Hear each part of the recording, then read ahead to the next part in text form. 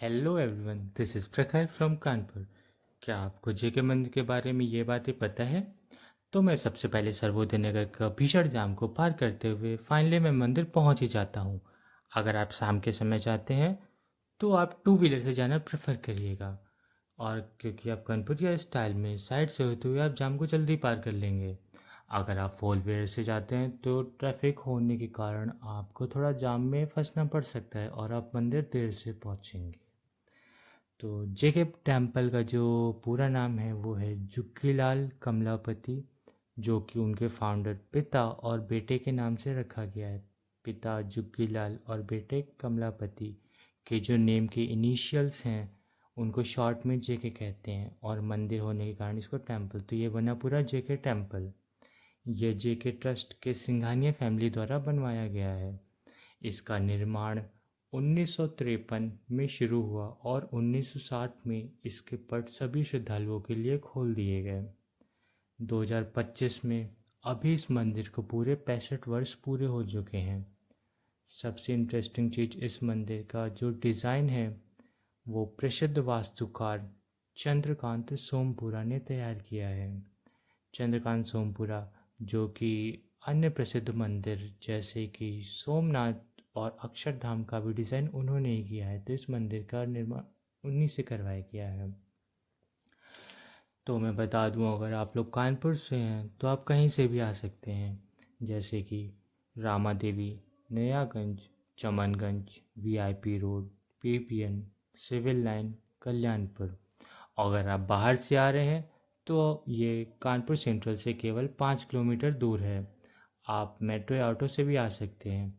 अगर आप मेट्रो से आ रहे हैं तो यहाँ पे नियरेस्ट मेट्रो स्टेशन आपको लाला लाजपत राय हैलट का पड़ेगा। वहाँ पर आप उतर कर आप वहाँ से रिक्शा या ऑटो से भी आ सकते हैं। इस मंदिर की मुख्य विशेषता ये है कि इसमें 5 मंदिर हैं। जो सबसे बड़ा सेंटर में मंदिर है और सबसे बड़ा जिसका मंडप है वो श्री राधा कृष्ण जी को समर्पित है, और अन्य जैसे कि लक्ष्मी नारायण, अर्धनारीश्वर, नर्मदेश्वर और हनुमान जी को समर्पित है। मंदिर का निर्माण वास्तुशास्त्र के सिद्धांतों के अनुसार पंच तत्वों को ध्यान में रखकर ही किया गया है।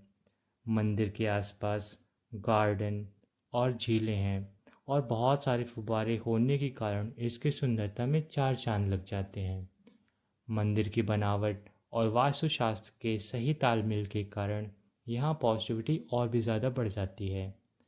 महाभारत और रामायण के महाकाव्यों को दीवारों पर बहुत ही बारीकी से चित्रित किया गया है।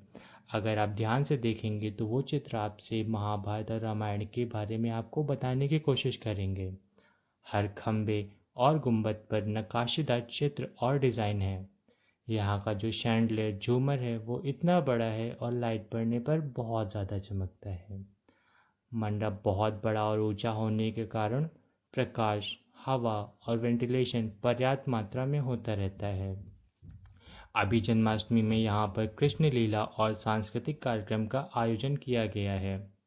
यह मंदिर सफ़ेद संगमरमर से बना हुआ है और इसमें जो नक्काशी की गई है वो बहुत ही उच्च श्रेणी की है। लोगों के अनुसार उस समय के जो महारथ थे उनसे करवाई गई है। सफ़ेद संगमरमर होने के कारण धूप की रोशनी पड़ने में ये और अधिक खिल उठता है और चांदनी रात में ये निहारते ही बनता है। अभी जन्माष्टमी के मौके पर इसी में बगल में ही चार धाम यात्रा का भी आयोजन किया गया है, जिसमें अगर जो लोग बाहर नहीं जा सकते वो कानपुर में भी चार धाम यात्रा का मनोरंजन कर सकते हैं, मतलब दर्शन कर सकते हैं। और इस चार धाम यात्रा में जाने के लिए इसकी एंट्री फीस 100 रुपये है, तो आप इसमें जाएं और चार धाम का दर्शन कर सकते हैं। और जो जेके मंदिर है इसमें पॉजिटिविटी एनर्जी पॉजिटिव एनर्जी और सुकून भरपूर मात्रा में है। आपका मन यहाँ जाने से शांत और सुकून महसूस करेगा। जन्माष्टमी या अन्य त्योहारों पर यहाँ पर बहुत ज़्यादा श्रद्धालु आते हैं, तो दर्शन करने के लिए लंबी लाइन लग जाती है। तो आप भी दर्शन करने के लिए आराम से आएँ और दर्शन करें। तो फिर दर्शन करने के बाद में यहाँ पर जो सांस्कृतिक कार्यक्रम चल रहे थे उनका भी आप मज़ा लें।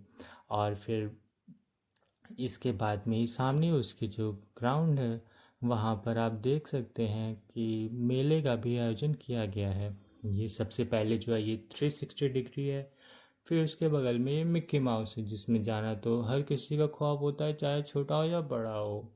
जाना हर कोई चाहता है, मगर एज लिमिट के कारण हम लोग उसमें नहीं जा सकते। यहाँ पर आप देख सकते हैं खाने के भी बहुत सारे स्टॉल्स लगाए गए हैं, और इसमें आप स्वीट कॉर्न हो गया, पिज़्ज़ा हो गया, और भी बहुत सारी चीज़ें हैं।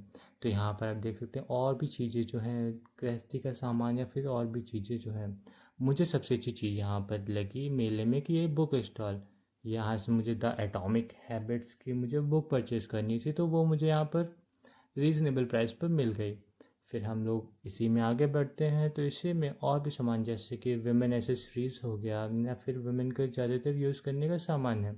अब यहाँ पे साड़ियों की शॉप भी है, और यहाँ पे विमेन ज्वेलरी भी है, और ज़्यादातर विमेन का ही सामान है। बट यहाँ पर खादी का स्टॉल भी था, तो खादी का स्टॉल भी, तो वहाँ भी। अब यहाँ देखो भाई लोग मतलब फ़ैन का मस्त आनंद ले रहे हैं। तो ये फ़ैन जो है यहाँ पे 200 रुपये का मिल रहा था। तो फ़ैन, बॉटल्स, परफ्यूम, फ्रेगरेंस और फ़ोन कवर्स, सभी के स्टॉल्स यहाँ पर हैं। तो अगर आपको कुछ चाहिए तो ले लेना। तो फ़ोन कवर्स ये रखे हैं, बॉटल्स भी रखी हैं, इलेक्ट्रिक बॉटल्स भी हैं जो टेम्परेचर बताती हैं। फ़ैन जो आप कहीं भी ले जा सकते हैं। ये छोटे छोटे से ग्लासेस छोटे बच्चों के लिए बहुत ज़्यादा लुभावने हैं। और यहाँ पे काफ़ी सारी एसेसरीज़ हैं। और जैसे कि यहाँ डॉक्टर डॉक्टर खेलने के लिए डॉक्टर डॉक्टर है, किचन सेट है, बार बच्चे छोटे बच्चों के लिए बारबी सेट है, टॉय सेट है। और मुझे सबसे अच्छी यहाँ जेसीबी लगी, जेसीबी जो कि हर किसी को पसंद है। जेसीबी हो गया यहाँ पे, बाइक्स हैं, मोटर बाइक्स। इसको देख कर मुझे मेरे दोस्तों की याद आ गई, जो कि रेसिस्ट ना हो तो फिर आप पीली वाले को देख के याद कर सकते हैं। फिर यहाँ का जो भूत बंगला बना है, इससे ज़्यादा भूत तो आदमी लोग रोज़ की लाइफ में देखते हैं। फिर यहाँ पे आपको ब्रेक डांस भी था। फिर जो स्वीट कॉर्न था, स्वीट कॉर्न को खाते हुए बस मेले में घूमते हुए। फिर उसके बाद में फेयर व्हील है, बोट वाला भी है, और इसके बाद में आप मेले का भी आनंद ले सकते हैं। फिर ये बड़ा मिक्की माउस था, ये छोटे बच्चों का ड्रैगन वाला है। तो छोटे बच्चे जो हैं वो इस ड्रैगन में मेले में आप झूला झूल सकते हैं। तो बाकी झूले का और मेले का आनंद लेते हुए आप आराम से घूम सकते हैं। और जैसे कि आप यहाँ पर आएँ तो आपने मेला और मंदिर दोनों के एक साथ चीज़ें देख ली है। अभी यहाँ पे जैसे फुव्वारे का शो चल रहा था, तो ये बहुत ज़्यादा अद्भुत लगता है। फुव्वारे चलता है, म्यूज़िक चलता है, सामने मंदिर है, बगल मेला। तो अच्छा था। लाइक शेयर सब्सक्राइब करना मत भूलना। Thank you for watching. अपने दोस्तों के साथ शेयर भी कर देना। लाइक शेयर सब्सक्राइब कर